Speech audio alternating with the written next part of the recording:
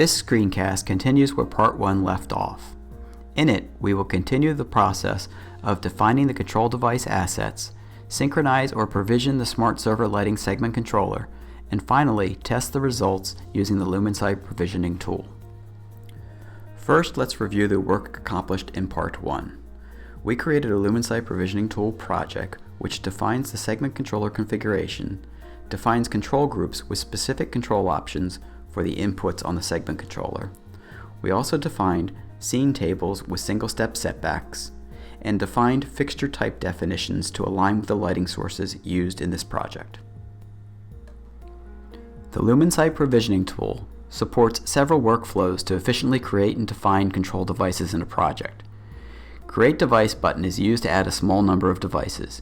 Each device is defined with a unique name, neuron ID, and previously defined fixture definition, group controller association, and scene table definition. The bulk create method is used to define a sequence of devices using a prefix in a number sequence. This method eliminates the repetition of single device creation. I use the Create Device from Map button for quick device creation and positioning of the control device assets in the map space. In the Open Maps interface, I press the Zoom In button to get to the zoom level required to position the controller locations. I right-click and select Bulk Create. I define the device type, fixture type, the naming sequence and numbering sequence, assign to a group, and assign a scene table to the devices that I will create with bulk creation. Once I click OK, I go to the map space, double-click the positions where I want to drop the devices in sequence. And as quick as that, 4 devices are created and positioned in the map. I'll use the same device creation method to create the tandem pole configurations on the east portion of the parking lot. Our next task is to generate a job site worksheet to capture the unique or neuron IDs as devices are installed in the field. Start by using the Export to CSV button to create a portable data file. Then in Excel, a new document is created using the job site worksheet template. I select the Data tab in Excel, click From Text button, and open the exported CSV file. I specify that the data is comma delimited and import the data into cell A1 of the workbook. To create the space to accept the barcoded unique ID stickers on the CPD 3000, I select the populated cells and size the row height to 45 to 50 pixels.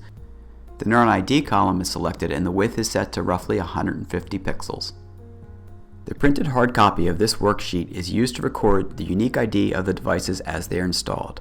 These barcodes are later scanned into the LumInsight Provisioning Tool. At this stage, we have completed the engineering of the simple lighting project. The next step is to deploy this configuration to an actual Smart Server Lighting Segment Controller.